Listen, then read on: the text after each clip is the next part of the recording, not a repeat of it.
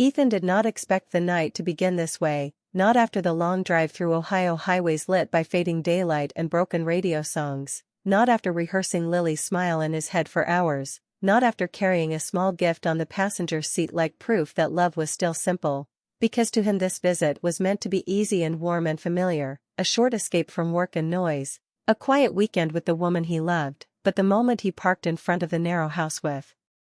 the old porch and the dim yellow light, something felt wrong in a way he could not explain, the silence too thick, the air too still, the door answering his knock too slowly, and when it finally opened it was not Lily's gentle face that greeted him but her mother Margaret standing there unsteady, eyes tired, hair loose, cardigan slipping from one shoulder, holding the doorframe like it was the only thing keeping her upright. And Ethan froze because this was not the woman he knew from polite dinners and careful words. This was someone stripped of distance and control, someone raw, and before he could even ask if Lily was home Margaret spoke his name quietly like she had been waiting for it, not greeting him but acknowledging him, and that alone made his chest tighten, because people did not say names like that unless something had already happened or was about to, and when he asked for Lily Margaret stepped aside without answering, letting him see into the dim living room where the lamp was on but the couch was empty. And only then did she tell him Lily had gone out for a drive because she needed space, and Ethan wanted to ask more but Margaret was already moving slowly toward the kitchen, talking as if time was chasing her, saying she had hoped it would be Ethan who came tonight, not anyone else, and that sentence landed hard because it was not casual or polite, it was chosen, and Ethan followed her inside with a sense that he had crossed into a moment that could not be undone. The house smelling faintly of wine and old books and something heavy like sadness that had been sitting too long, and Margaret poured herself water with shaking hands, not apologizing, not explaining, just sitting across from him at the table and looking at him like she had been holding words inside for years, and when she spoke again it was fast and honest, saying she did not usually drink but tonight she needed help being brave, and Ethan stayed quiet because he knew when someone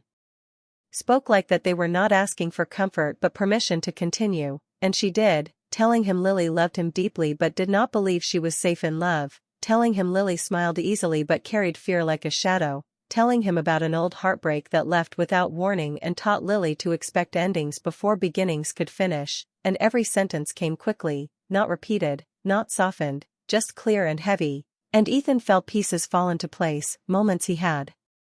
questioned before now making sense, the way Lily pulled away after happy days, the way she avoided talking about the future, the way she sometimes looked at him like she was already preparing to lose him, and Margaret's voice shook when she said Lily thought leaving first would hurt less than being left again, that Lily believed love was something borrowed, not owned, and then Margaret said the words that broke the quiet entirely, that Lily planned to end things tonight, that she had gone out to clear her head and come back ready to walk away before she could be hurt, and Ethan felt his heart drop into his stomach because the night suddenly made sense, the silence, the delay, the strange feeling at the door, all of it pointing to this moment, and outside a car passed and the sound felt distant and unreal, and Ethan stood up without thinking because his body understood before his mind did that time mattered now, that stillness was no longer an option, and Margaret nodded like she expected this reaction, like this was why she had hoped it would be him who came, because she believed he would not sit and accept fear as fate, and as Ethan reached for the door his phone buzzed with a message he had not yet seen, but he did not stop because something in his chest was already moving him forward, already telling him that this night was not about comfort or plans or easy love but about choice, about whether love could be strong enough to face fear without turning away. And as he stepped back into the dark the porch light flickered once above him like a warning or a blessing, and Ethan knew without doubt that whatever happened next would change the shape of his life, because sometimes love does not arrive softly, sometimes it knocks hard and waits on the other side of a door you never expected to open. Ethan sat at the small kitchen table, the wood cold under his hands, and watched Margaret pour herself a slow glass of water, her movements careful, deliberate, as if she were balancing more than just the cup in her hands. The house felt heavy with quiet, the dim light casting soft shadows on walls that had held laughter and arguments in equal measure, and Ethan realized he had never seen Margaret like this, so human, so fragile, so unguarded, and yet there was strength in the honesty in her eyes that drew him in, making the room feel smaller, more intimate, as if time had condensed around them. She spoke first, softly, telling him she didn't usually drink, but tonight she needed courage. And he said nothing, sensing that silence was the only right answer as she searched for the words she had kept inside for too long, and she began to speak of Lily, her voice trembling in places but steady in meaning, sharing details that Ethan had never known, about a love Lily once had that ended abruptly, about how it left her wary and careful, about walls she built that no one had breached until now, and as Margaret talked, Ethan felt the weight of years of hidden fears and unspoken doubts fill the room, understanding the reason behind Lily's hesitations, her moments of distance, the sudden quiet after laughter, and Margaret's eyes softened when she looked at him, saying that Lily loved him more than she admitted, more than she knew how to show, and Ethan's chest tightened with a mixture of relief and sorrow, realizing that the woman he loved was fighting battles he hadn't seen, that her resistance was not rejection but fear, and then Margaret leaned forward, voice low, almost a whisper, telling him that Lily planned to end things tonight, that she believed leaving first would spare them both pain, and the words hit Ethan like a sudden cold wind, sharp and undeniable, because in that moment everything he had hoped for and feared collided, and outside a car passed, the engine low, the world continuing while inside the kitchen everything felt suspended, and Ethan rose from his seat, impulsively, the chair scraping against the floor, a sound too loud in the hushed house, and Margaret nodded, tears glistening but unshed, as if she had expected him to act, had known he would not sit still, and she had, because she trusted him to do what was right, to face the night with courage, to reach Lily before she made a choice based on fear, and Ethan felt a fierce urgency pulse through him, a sudden clarity that love was not about waiting for perfect moments or easy answers but about stepping into the uncertainty and refusing to let fear dictate the end. And as he grabbed his jacket and moved toward the door, Margaret's voice stopped him for just a moment, whispering, "If you love her, you'll understand," and he did, because the truth she had shared was not a warning but a guide, a map of the heart he was willing to follow, and as he opened the door to the cool night air, stepping back into shadows and the unknown, Ethan felt a mixture of fear, hope, and determination intertwine, knowing that the next hours would test the strength of love, the honesty of hearts, and the courage of two people who had no choice but to confront the truths that had been hidden too long, and in that instant, the world outside the house seemed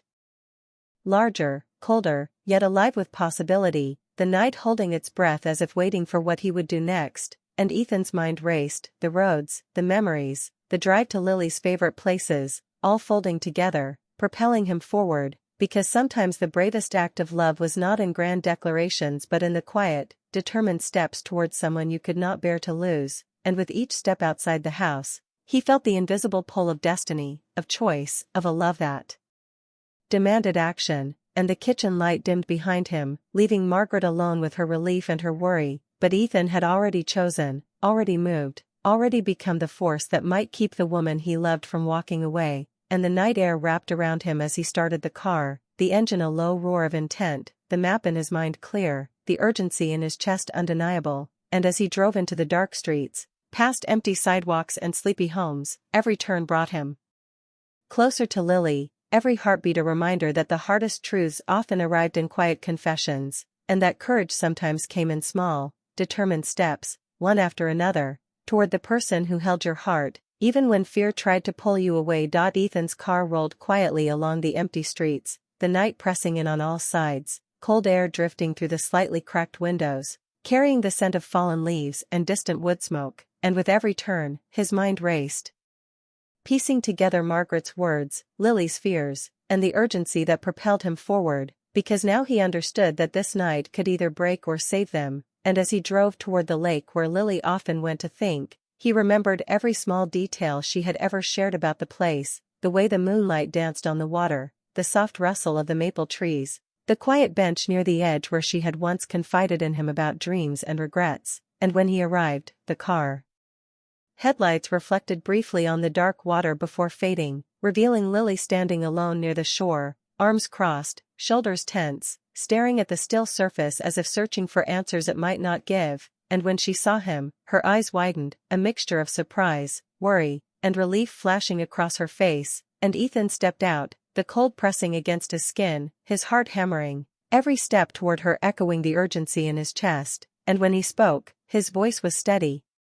though inside it trembled with emotion. "Your mom told me everything, and she looked away, shame and vulnerability mingling in her expression, as if part of her wanted to run, but another part desperately needed him to stay, and she whispered, "Then you know why this won't work," and he shook his head, moving a little closer, the night air thick with tension and unspoken words, because he had never been more certain that love required action, that hesitation now could cost more than any fear. And she admitted, voice barely audible, that she was scared of being hurt again, scared of letting someone in too deeply, scared of the past repeating itself, and Ethan responded, "So am I," letting her know that he shared her fear but refused to let it dictate their future, and for a long moment they stood there, the world around them quiet, the gentle lapping of water at the shore punctuating the heavy silence, the space between them charged with longing, regret, and hope, and then she took a tentative step closer, not closing the distance fully but enough to signal she was willing to face the fear, while Ethan mirrored her movement, closing the gap little by little, both aware that words were not enough, that actions mattered more than explanations, and as they talked about everything, the past, the misunderstandings, the walls they had built, the dreams they still held, they realized that love was messy, imperfect, but worth the risk, worth the courage to face it head-on. And Ethan reached for her hand, hesitating only for a fraction of a second. Before she intertwined her fingers with his, small but deliberate, a silent promise that they were still present for each other, and as they stood by the lake under the dark sky, the night seemed to stretch endlessly around them, holding them in a fragile bubble of possibility, where every heartbeat counted, every glance was a question and an answer, and every word carried weight. Because sometimes love was not about grand gestures or dramatic declarations but about showing up, staying present,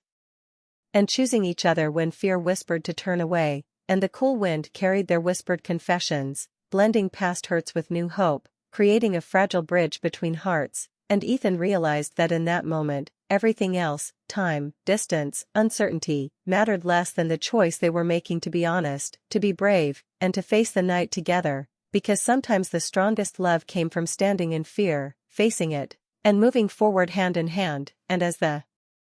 hours passed by the quiet lake, Ethan and Lily took slow, deliberate steps toward healing, toward trust, toward reaffirming a connection that had been tested but not broken, each glance, each word, each small touch building a fragile but powerful bond, until the sky began to lighten, hinting at the coming day, and they finally understood that love could survive not because it was easy, but because it was chosen, over and over. Even in the darkest hours, morning came slowly, soft light filtering through the curtains and spilling onto the kitchen table where Margaret sat with a steaming cup of coffee, her face calmer, clearer than the night before, and Ethan and Lily entered together, still holding hands loosely, the drive back quiet but heavy with unspoken emotions, because the hours they had spent by the lake had shifted something fundamental between them, a fragile understanding that love was not just feeling but choice, and Margaret looked up, her eyes reflecting relief and quiet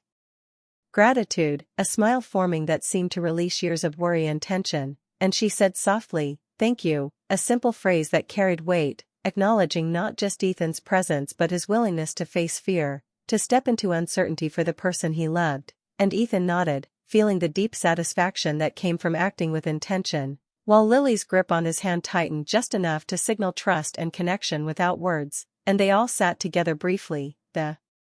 silence now gentle, companionable, carrying warmth instead of anxiety, as Margaret spoke a little about her hopes for Lily, the lessons she wanted her daughter to remember about love, about patience, about bravery, and Ethan listened, feeling a bond forming not just with Lily but with the woman who had given her life, a bond built on honesty, respect, and shared care, and when Lily spoke, her voice was quieter, more measured, expressing appreciation for Ethan's effort, for understanding her fears without judgment, for staying when leaving would have been easier, and he responded with honesty, saying that love required both courage and patience, that fear did not diminish affection, that being present mattered more than perfection, and together they acknowledged that the path ahead would not be without challenges, that healing and trust would take time, that walls would sometimes rise and fall, but that choice, the choice to stay, to listen, to communicate, would carry them through.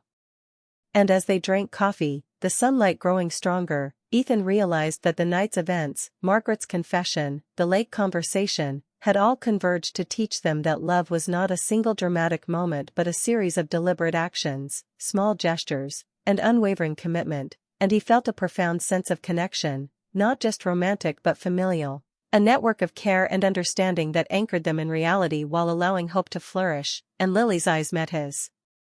With clarity and vulnerability, a silent promise that despite fear and uncertainty, she